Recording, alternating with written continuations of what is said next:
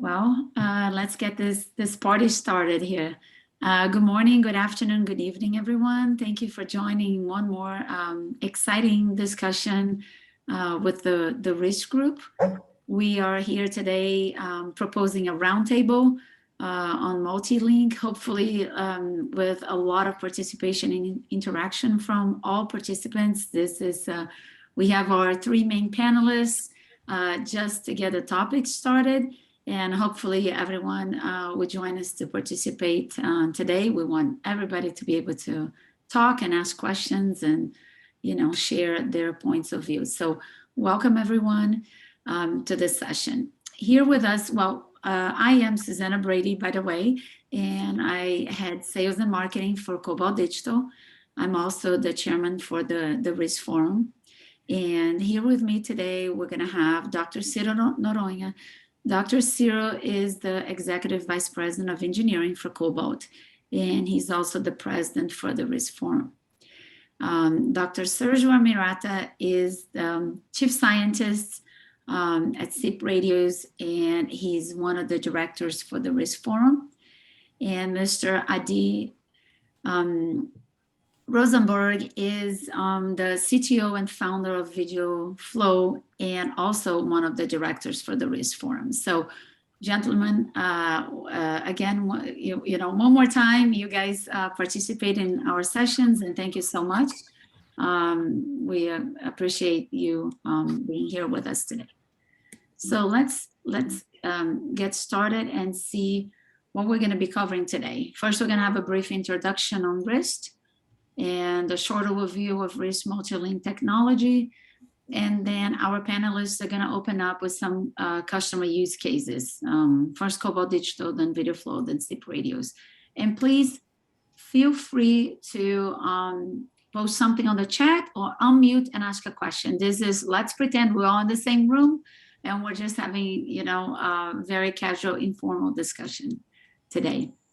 So a quick introduction here on RIST is that the RIST activity group, we refer to this group as AG, was created by the Video Services Forum and the VSF in 2017, really to produce an interoperable specification for low latency, reliable video transport over the internet. That was the main goal, and it still is, and we develop everything around it. The AG group is composed by a group of experts from various companies with many years of experience.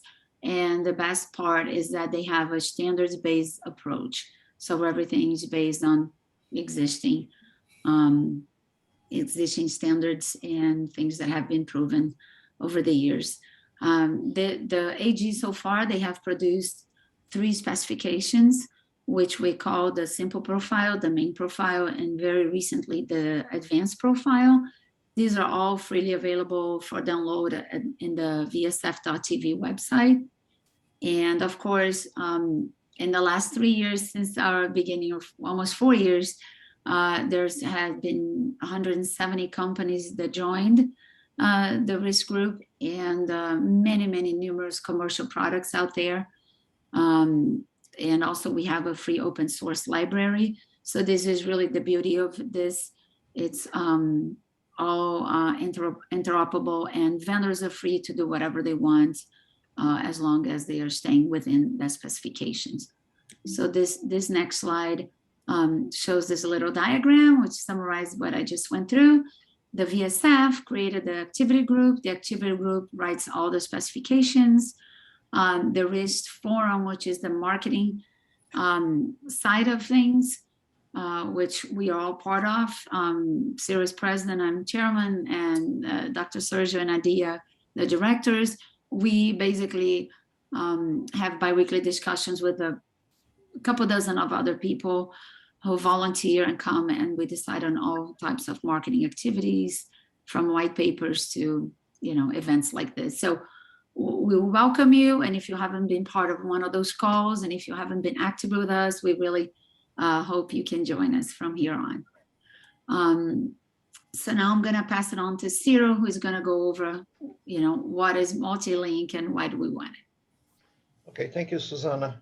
So we decided to start this presentation with a very short technical overview of what's multi-link. And multi-link is essentially is what the name says: multiple links in parallel between a source and the destination. So, and you can, how do you use those multiple links? There's two ways of using them. One is what's called bonding, where you need more bandwidth than any individual link can provide. So you want to combine them and basically use them in parallel as a higher bitrate pipe. The other is seamless switching. You have plenty of bandwidth and everywhere, you want to make copies for reliability purposes. So why do I want this? Is to increase either performance or reliability. We have a very nice white paper called RIST Bonding and Load Sharing Demystified. It was written by Adi and myself, and you can get it from the forum's website. But we're going to go over some of that technology today. But this is something to read afterwards. Next slide, please. So what's bonding? Bonding is essentially splitting the content between multiple links and then combining them on the other side. And the split does not necessarily need to be even. The receiver just can go back, Susanna? Yes. Felt that the solution worked, and I think Paul. Mute yourself. today this works great. You know, how soon today the expectation would be. Susanna, can you mute Paul? Yeah, I'm trying. I'm looking for him. Oh, It would Okay. be in the first quarter. I mean, I'd like to say the first 60 days. Yeah, we are going to sell something to Paul's customer. Anyway, so the receiver will reassemble the packets in the correct order because packets have sequence numbers. And if there's lost packets, you still recover them by retransmission, which can be carried in any link. And one important thing is, if you have a good implementation, if a link goes down, the other links can pick up the slack if they have enough capacity. And a good example of this is cellular bonding. Next slide, please. The other mode is seamless switching. You replicate the whole signal over multiple links. And this is essentially what's in, not essentially, this is exactly what SMPTE 2022-7 calls seamless switching. You send multiple copies, all the copies get there, and the receiver discards any duplicate packets. So you're going to get most of the time a duplicate packet. But if a link goes down, there's no glitch, there's no nothing, because you still have the other packets. And retransmission is necessary only if the same packet is lost in all links. If it's lost in one link but not the other, you just use what you get. So that's a very important feature of seamless switching. It's not just if the link goes all the way down. If a link degrades, that's fine. You still get packets from the other link. Next slide, please. So this is an illustration, thanks to our friend Adi from VideoFlow, who took the time to make this very nice drawing that shows you the duplication and the load sharing. In the duplication, you send all the packets, is the top diagram, you send all the packets through 2 ISPs. And when you get there, use one or the other because they are all copies, right? You just pick what comes first. If you're doing load share, you send some packets in one link, some packets in the other link, and then you put them together based on their sequence number. And you do ARQ in all links. Next slide. Well, from the techies around us, how do I fine tune? And this picture is coming directly from the RIST specification.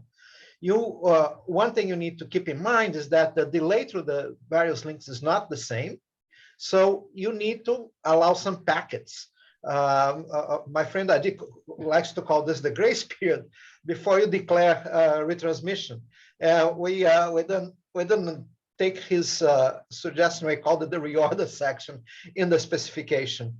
But there was some discussion about that. So that's the most important parameter that you can fine tune in your in your multi-link, because if you don't get that right, you may have extra retransmissions of packets that were still in flight. They're going to get to you, but you declare them lost too early. So that's why he calls it the grace period. Next slide, please. So I'm going to go through a Cobalt use case. And again, you guys can stop me at any time and ask any questions. So next slide, let's see the actual use case. I have a bunch of systems like that in the field where our customer has some corporate LAN or lease lines. In one case, it's different sports venues. They have a fiber link, and they have this, what they, in their minds, they think as a primary link. That's the corporate LAN, that's a fiber link, but they want to have a backup. So they get some cable modem and go through the internet as the backup. So they go through the internet, and before this, they were thinking, okay, I need to have 2 configuration profiles in the equipment, and if the link goes down, someone has to go click a button to switch to the other link. No, none of that. You just run it in parallel. You can have high reliability. Your primary goes down, there's no glitch. So 2 copies, send it all the time, and this is essentially SMPTE 2022 seamless redundancy. And if you want to be as rock solid as possible, that's what you do. You send copies in parallel. And again, retransmissions only if the packet is lost in both links. So this is something that's in the field today. A whole bunch of customers are using that for many streams. So, what is the difference between bonding and SMPTE 2022-7? well, SMPTE 2022-7 is when you send a copy, a full copy of the stream.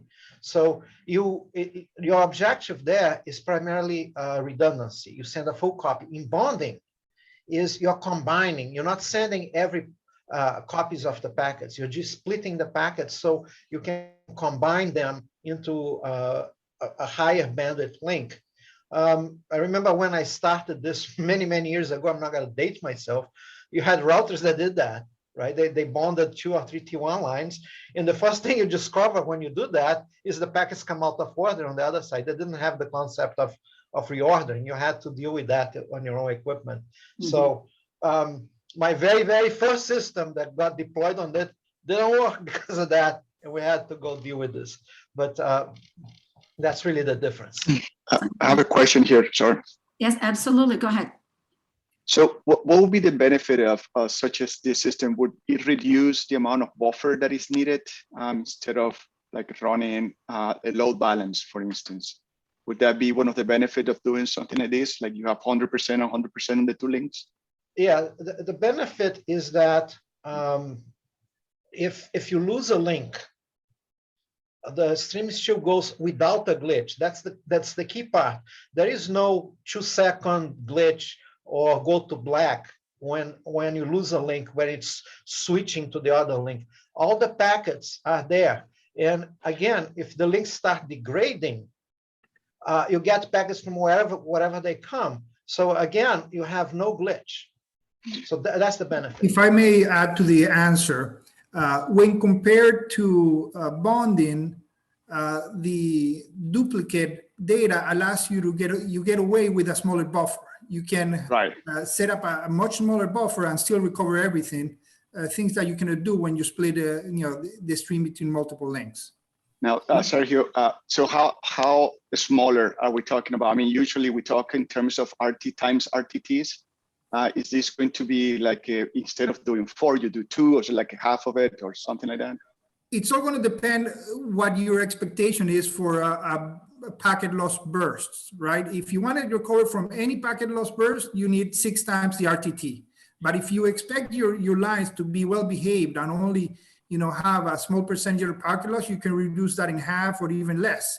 And with the duplicate links, you can get away with 3 or even 2 RTTs on well-behaved lines. Can I add to this? Yes. Well, if Ruben, if you are using your own network and you know that it is good and healthy, Your second link is your first line of defense. It gives you a full retransmission of everything. Think of it that you're retransmitting everything because you're sending a full copy. So the first RTT is basically, you don't need the first RTT to recover anything. You have your reordering buffer or the reordering time that you have, and then you can decide whether you want to have one RTT or two RTTs because the first one is already taken care of. So in fact, in some cases, if you trust your network, then you can definitely reduce your buffering to 2 RTT, and depends on the network, maybe less. So it gives you that fuzzy feeling of everything should be okay, and you can tolerate more packet loss because you're sending full duplicates. Coupling that with an ARQ gives you that extra need for the RTT to recover whatever was not covered, and if the event goes across 2 links or 2 paths at the same time. Thank you. Thank you. We go on. Go on, and I think So I'm now done we with have, mine. Yeah, And Adi I'll will pass- present a couple of his, use cases of his experience. Okay, before I repeat everything my friend Zero said, I will have to just clarify that RIST bonding and seamless switching is available under the RIST simple profile and the main profile. So both of them are there from the get-go. That was one of the design goals in 2017 when we started this endeavor. So we are keeping with that tradition, and you can use that over secure lines and over, if you want to use over a multicast network, you can do that.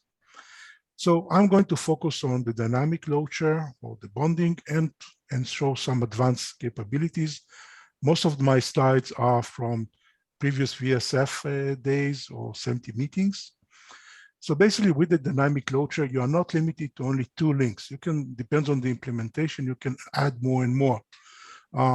In my implementation, for instance, we can do 31 duplicates, but we can also grow that more and more depending on the need of the application and the customer request.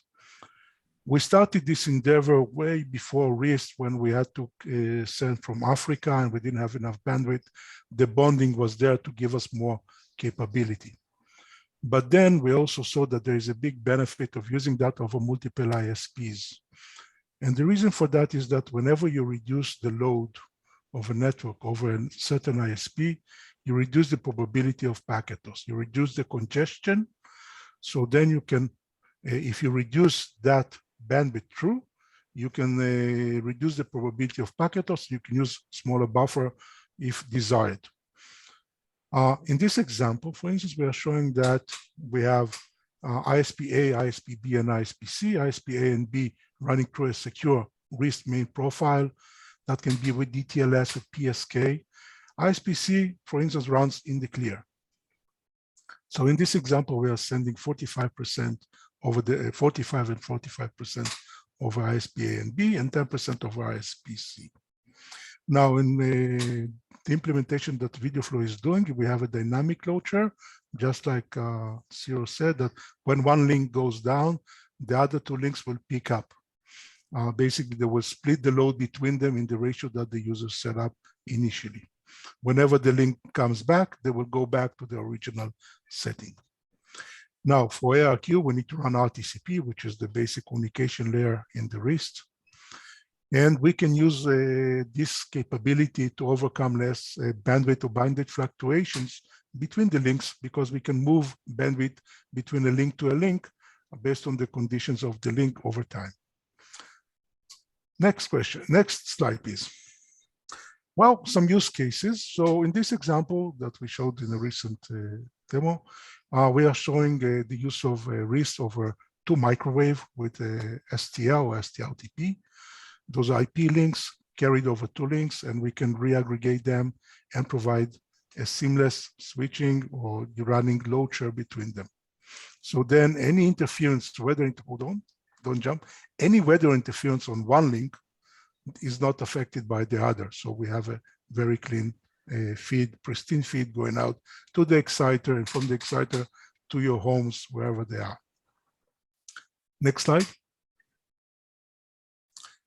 In this case, we are taking out one of the microwaves, keeping the main one, which is there. So it's the primary connection. And we use a IP network that can be a buffet of networks. That can be a cable operator, Starlink, 5G, 4G, whatever is available, you can run it as a backup. Keep in mind, the primary going on, and then we are doing the backup. We can also split to a Loadshare between them. Let's say send 50% on the microwave, 50% on the internet. The RIST allows us to play with that. It does not impact the configuration, and the output is always kept the same, 0 packet loss. Let's touch a button, so then the graphics will. So these are the buffet of interfaces that one can use. Next slide. This is another demo that we did in VSF Day when we demonstrated a Loadshare that we did streaming from Sydney Harbour in Australia to France. And for the demonstration, we used 2 links. One was 5G, another one was wired internet. We used RIST for the demonstration. We configured the 5G to use 30% and the wired to do 70%, and we sent them both to France. Let's show the outcome of that. So this is just to highlight. And this is what we showed. Basically, you can see below on the RIST demo, you can see that there is 0 impact on the link. On top, you can see the links as they show just as a monitor, showing how much each one was hit. And keep in mind, we are sending less data than normally, so they will show hits, but the reaggregation shows no packet loss. And that is the big benefit. 0 unrecovered packets, basically 0 hits, everything is recovered, every link is fully protected, so the outcome is a pristine output. The delay from Australia to France was, I think, 2 seconds for real life demonstration, and there's a video clip of that on YouTube. Next slide. So now it's a new advanced capability that you can also use, and there are many applications that one can design from this capability. In this example, we are showing deferred protection. What is deferred protection is that we have the ability to send the ARQ or a different link. We are not mandated to send the ARQ with the data. We can send that over another one. Think of it as the ARQ was lost on the primary link, but we can still send it over another internet.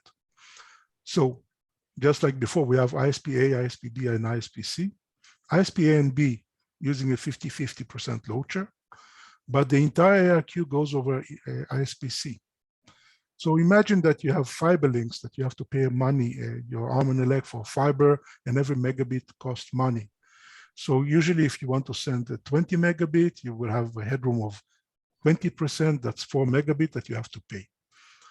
With this capability, you only need to send 20 megabits, and if you do load share, you only need to send 10 megabits and split that with another link. But the ARQ, which is the unknown characteristic, the unknown factor, can be sent over internet or any other low-cost line that you may use.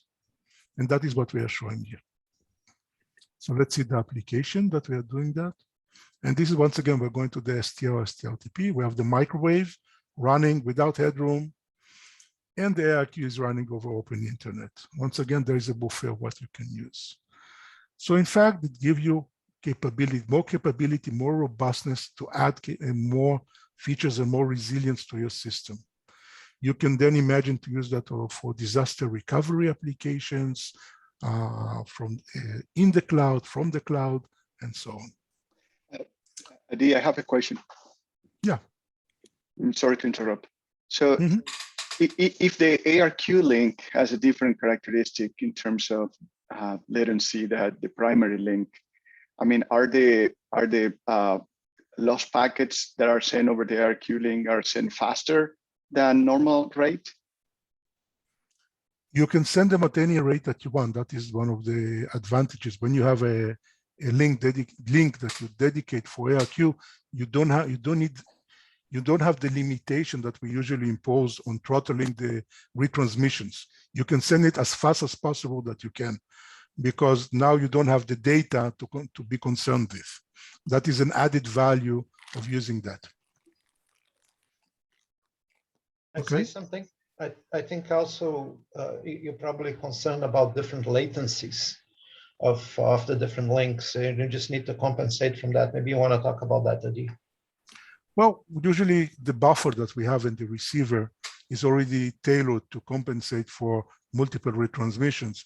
Sergio mentioned RTT times 5. It depends on what you want to do. So it's already tailored for that. The ARQ basically will run as fast as possible over the link and reach that buffer. And as soon as it hits that, it will recover the lost packets. So it's easier and faster. If I may add one more thing, when you calculate your buffer size, it's important to grab the slowest or the longest RTT for your calculation, so that if your ARQ path is the slowest, make sure you use that for your buffer size calculation. That And specifically, makes sense. Perfect. And that comes with experience, and when you deploy it in the field, you understand your application and you can tailor it that. The biggest thing of sending, what we found is that sending ARQ on a stand, as you said before, on a separated link takes out the throttling limitation that we have, that we impose on ourselves, that we normally do on a regular link, that we don't want to oversend retransmission. Now, if it has its own link, we can burst whenever we want, how much we want. And it does not impact the other streams or the data streams that we send.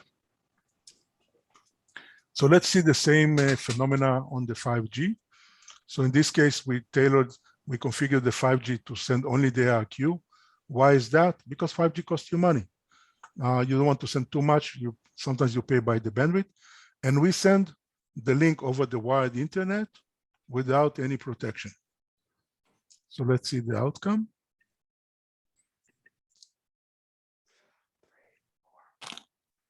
And you can see that the 5G in this case, it shows 0 because it doesn't show the retransmission, but the wired did get hits. In this case, 52% were unrecovered, but the overall link was recovered, and we see a basic 0 unrecovered packets. So the 5G worked fast and recovered all the packets necessary for the wire transmission to be delivered clearly. So Adi, can I ask a question? Yes, please. So is the assumption here that you say the ARQ link has no protection on it? So if you lose packets on the ARQ, is the assumption just that they will be re-requested again, and then they'll be sent again after that? Correct. That is the normal practice that you usually do. Okay, thank you. But there is no limit on how fast you send them. Most protocols throttle their retransmission so they will not impact the stream. When you don't have that limitation, it is faster and more efficient. And Adi, I mean, we mentioned that this is support on both RIST main profile and RIST simple profile. How long have you been using and deploying bonding in Seamless? Whoa, good question. With RIST from day one, as soon as as we started to publish the RIST specification, immediately a customer came to us, to VideoFlow and Cobalt, and said, I need to have this bonding capability. I want to have it right now. Even before we officially released that, they already wanted that. VideoFlow has been deploying bonding since 2012. I can say that about 90% of our installations include some kind of a seamless switching or bonding, because it is practical for the user. It does not take that much money, does not cost that much, but it gives them more assurance and reliability using low-cost links to enjoy. So it's not a hard thing to consider. It's very simple. Basically, you configure it. The biggest thing is to bring another ISP to have a link, but on the sending device, it's just to add another output, configure whether you want a full copy or you want a partial, And on the receiver, you just configure it as a seamless input, and that's it. The buffering and the reordering buffer does its job as it should in the RIST protocol, and the outcome should come pristine. So it does not take too much expertise to do that. Thank you. You're welcome. So now we're gonna get to Sergio's use case. So go ahead, Sergio.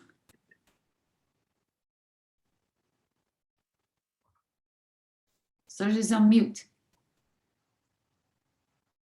I guess it helps if I take mute off. All right, so I'm going to talk about multipath in libRIST and also in ZBradio's Coral OS, which uses libRIST under the hood. To reiterate what we have already seen in the presentation so far, there are two flavors of multipath we're covering: seamless switching and bonding. When we talk about bonding or virtual switching, it's important to realize that we do this over virtual links or tunnels, and not over your traditional network interfaces. So even though bonding is used in that context, it has nothing to do with what we're doing here. For seamless switches, like we've seen so far, you send the same stream, the same bytes over multiple links. You duplicate it for each path. For bonding or load balancing, the stream bytes are split among the multiple available links. Now, for either seamless switching or bonding, we have packet recovery happening on every link. Therefore, in both cases, the entire stream is rebuilt or recovered if any of the link or path happens to go down. So can you change the slide, please? All right, so here's a typical diagram for seamless switching. A stream is duplicated and sent over to ISPs. As we have already covered, this is in the previous slides. So let's jump over to the syntax of libRIST tools specifically to make this happen. Okay. So as you can see, you just use a comma-separated list of destinations. With the -O, you have the RIST peer destination. And the important thing to notice is that each of them has a weight of 0. In the libRIST command tools, when you put the weight of 0, it basically sends a copy or a duplicate of the stream to each of the path. So doing a manual configuration that you're doing on your own, it's just as simple as running this command line and suddenly you're sending your stream over multiple links. All right, let's go to the next slide. So for bonding and load balancing, here's in this particular example, I'm going to show a 50-50 split of the bytes, the signal is split between two links. So let's change the slide.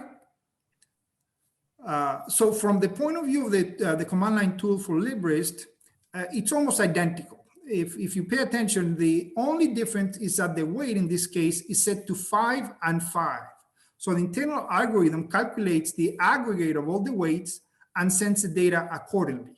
So for example, if I were to set 7 and 3 for the weight, it would split the stream 70%, 30%. All right, let's change the slide. So, although in my case, I cannot mention specific users or customers, there are very important real-world uses of multipath using the libRIST library and the command line tools. And here I mentioned just 2 of them in particular, which are very similar to the ones that have already been presented by Ari and Cyril. Thank you. And Sergio, is there a benefit to use this as a cloud? I believe the only solution that we have right now, open source or is that is cloud-based and easily usable in any cloud is this, because you can easily download it, compile it, run it on a cloud machine on AWS, Azure, or a cloud of your own, and set up your own path through a central location using the libRIST tools. Thank you. Let's thank you so much for presenting your use cases and taking some of the questions already. I would like to open to the participants and see if anyone would like to add something to the discussion or ask a different question or take advantage that you got these 3 experts here live and see if you have any other interests that's might be related to RIST or related to everything that we're discussing, or any questions you might have regarding simple, main, or advanced profile? I have a question for Sergio. Perfect. Thank you. So I noticed on the attributes of your command line, you have some of them called RTT max and buffer max. So I was wondering if there is such thing as variable buffer, something that we'll always try to send as fast as possible, and only when the link deteriorates, because it's not there's physics because distance, but sometimes the internet gets different routes, and that RTT gets that latency gets higher. But if it's not, is it possible to send the packets as fast as possible whenever possible? Does that such a thing exist? Okay, actually it does exist, and it's already built into the library. It's not commonly used because receivers don't like your latency or buffer. They don't like a buffer that changes from half a second to a second. The receiver will just blow up. But for other applications where that makes sense, it's already built into the libRIST library. If you notice on my command line, I have buffer min and buffer max, right? When those are not the same, like I have in this example, 150 milliseconds to 1,000 milliseconds, it means that the buffer will actually dynamically change on the server side. It will adapt itself based on the measured RTT. We do a measurement 10 times a second of the RTT between the two endpoints, and then we calculate and we set the buffer to 6 times that amount. So the buffer on the receiver in this particular command line is dynamic, like you say, and that gives you the advantage of being able to deliver your stream as fast as possible. And if the line deteriorates, the buffer will grow accordingly. Now, that's assuming you have a receiver that can handle that extra latency on the workflow. But yes, your question is valid. It does exist. It's not commonly used. So most of the deployments that we have, we set the buffer min and the buffer max to the same value, a second, half a second, whatever it happens to be. And then you just plan for your worst case scenario, which also means you're going to have extra latency accordingly. Let me make a comment on that too. I mean, Sergio touched about what the receiver does. If a receiver is a decoder that's playing out the video, you can't be changing the latency. If the latency all of a sudden increases because you decide, oh, I need more latency to recover those packets, you are going to have a stutter in the video. And if your network all of a sudden got better and you want to reduce the latency, you're going to have to drop data because that is in the buffer. So if your objective is a very clean, nice playout, unfortunately, you got to set the latency, maybe through the worst case, maybe to your average case, but you got to set the latency and leave it alone. Otherwise, you have a glitch when it changes. Thank you. Thank you. Yeah. So let's see if I have a question about the libRIST implementation. Perfect. Okay. Will it support RTP headers? At the moment, it's stripping them. I see it still in the comments. And that's very important if the devices afterwards are actually handling the RTP by themselves. Can you hear me okay? Yeah, yes, the library already supports. I called yesterday requesting to get 500 euro made available to me at one. Can you unmute Brandon? All right, answering your question, yes, the library already supports RTP input and RTP output. There are command line options to tell it that what's coming in is RTP. Yes, but the application actually strips the RTP headers, and this doesn't work, is the comment in the application. We support it both ways. You can send the RTP as a UDP stream, and the application will duplicate that bit stream on the other side. So it doesn't matter that it's reading RTP. It will treat it as one large blob and spit it out on the other side. Or it can also strip out the RTP and create a new one on the other side. We support both ways of transmitting the data. Okay, I didn't know that wasn't the case in the beginning. Then you had to strip the RTP headers because it couldn't handle the increased byte size. Correct. No, now it supports both modes. Thank you. I suggest that you tell him which version that it is supported. To ease It's been there for a while, for at least 6 months or more. So I'll everybody should be on the as newest stable version as possible. We're always improving and doing bug fixes and fixing the edge cases. So I always recommend everybody to go and use the latest version, the latest stable version on the GitHub repository. Thank you. So does anyone else? Would anyone like to ask any other questions or add a comment or? Sorry, I've got one question if that's okay. Yes. Hi, Steve here. I'm interested to know whether you've done any testing of these types of approaches over some of the new low Earth orbit IP satellite systems like the Starlink system. Can I take that? Sure, go ahead. We tested with KA, the CASAT, but we also tested with Starlink short burst, fortunately, because the link was not that stable for more than an hour, but it works. There is no problem. You'd have in Starlink, you have ample of bandwidth. You can easily reach 40 megabits, and we covered that. And then you can couple Starlink with internet and decide who is your primary and who is your secondary, or you can do a Loadshare.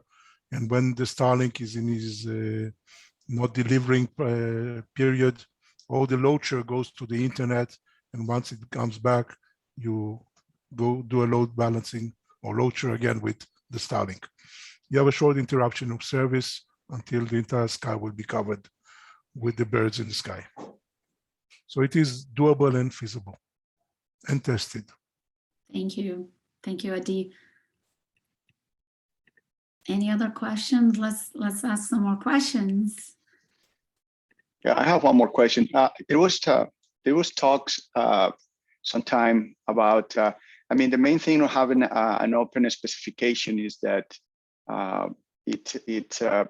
all the companies that are implementing this, will innovate around that. But it also has potential issues on interoperability.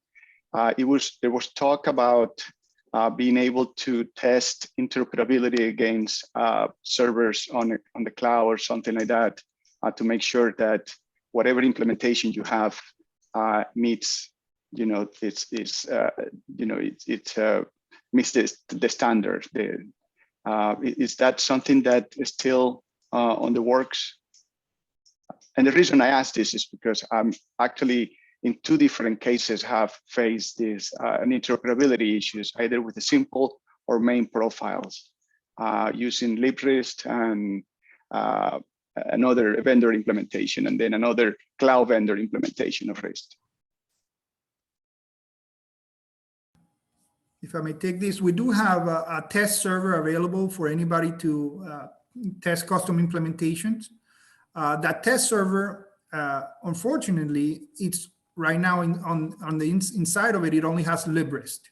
So our current public test server for anybody to use as a sender or receiver, it's basically testing your compatibility with the libRIST library. Let me make a comment as well. So when at the time the specification was being developed, we did quite extensive interoperability tests between all the member companies, or the companies that are part of the AG, which is different from the forum, right? Companies who are part of the AG did a fair amount of interop testing. We are planning for some unspecified future test day or test week where more people are going to bring their equipment and open it up to so you can actually test against different implementations. The other thing that happens occasionally is just ad hoc. You call someone, you want to test, I want to test against your company. Can we set a time? And that happens all the time. And feel free to approach the people in this call, or approach the people in the main companies that are participants in the in the RIST forum, or just ask one of the authors, like myself, Susanna, or the guys in this call, and we can make introductions. And you can do just some ad hoc testing with people in our companies. Cobalt has at times just people give us a call, we put an encoder or a decoder out on the internet and say, yeah, you can send it, take a look, see how it goes, and they check it and they test it. So that's also possible. Can I add to that? Sure. I, for instance, did such reflection tests over the weekend with a company from Canada that wanted to test the libRIST implementation against mine. The main problem that people may not know or not be aware is that when we do a simple profile, it's almost 99% of times will work out of the box because it was thoroughly tested. Most of the problems start when you go to the main profile, and then you need to understand the profiling that we did in the main profile. Those are marketing profiling. As the underline, everybody as members need to support the basic main profile without encryption. That should work out of the box in most cases. But if you are using libRIST with reduced mode or non-reduced mode, you just need to be aware of that. So that should work immediately with bonding, without bonding, whatever you want to do. Mm-hmm. Sometimes people are not aware that the other side, for instance, is using libRIST. And the default UDP port for libRIST is 1968, as you can see on this slide. People are not aware of that, and then, for instance, for me, when I did the integration, I said, wait a second, I'm expecting for a multicast such and such, but you're not sending that. And then I just went and asked him, do you use libRIST? Oh, yeah. Yeah, so it's 1968. So those are the things that we already touch base and we know of, so we can guide you and to improve the time wasted. The next hurdle that you need to overcome is that most of the libRIST implementations are using PSK encryption. While others, the other vendors most commonly will use DTLS. Unless you are doing an integration with a company that did a full support, and in that case, I would say VideoFlow did a full DTLS and PSK support, and you can find each company announcement in the RIST forum product page. You can see each product, what does it support. Then you can also, if you would connect a PSK encrypted device to a DTLS, they will not interact. So these are the things that you need to know beforehand. Maybe we will create some kind of frequently asked questions or guidelines. How do you go about to test that? What do you need to know ahead of time? And that will ease the pain. But going back to what Ciro said, if you need to test something, call one of the directors, send an email, and we will happily try to assist you and to find how to guide you. We're not trying to push our product unless you already have it. And we will try to guide you what is the best way for you to test or improve the stability and so on. Right. And be aware that if you're using other open source tools to test your implementation, the latest FFmpeg or the latest VLC 4.x, they use libRIST behind the scenes as well. So you're basically testing against libRIST. Thank you, gentlemen. We have time for like one or two more questions. Would anyone like to ask any questions? Any comments? Of course, everyone is always available. I mean, these guys are easily reachable, and we have our info at RIST.tv. So if you want to send questions, we're about to have a press release in a week or two with all the RIST supported products from all vendors. So that should be a nice list consolidating all the existing implementation, all the existing commercial products. And of course, we try to keep as updated as possible the page with the products that are supporting RIST on the website. So you can always visit the website and the products. Well, if last call, no more questions. So I'm glad we chose this topic. There's definitely a lot of people interested but couldn't make it to this session, so they want to get this video. we are going to publish this in the next couple of days on the RIST YouTube channel. So thank you very much again for taking your time. Thank you for the presenters. Thank you for the very good questions and interactions. And again, thank you. Have a wonderful day. And until our next RIST meeting, hopefully sometime in February, late January or February, we're going to have another session. And if you have any requests, send us ideas, and we'll be happy to follow up. Thank you so much. Thank you again. And thank you for joining. You have a wonderful day.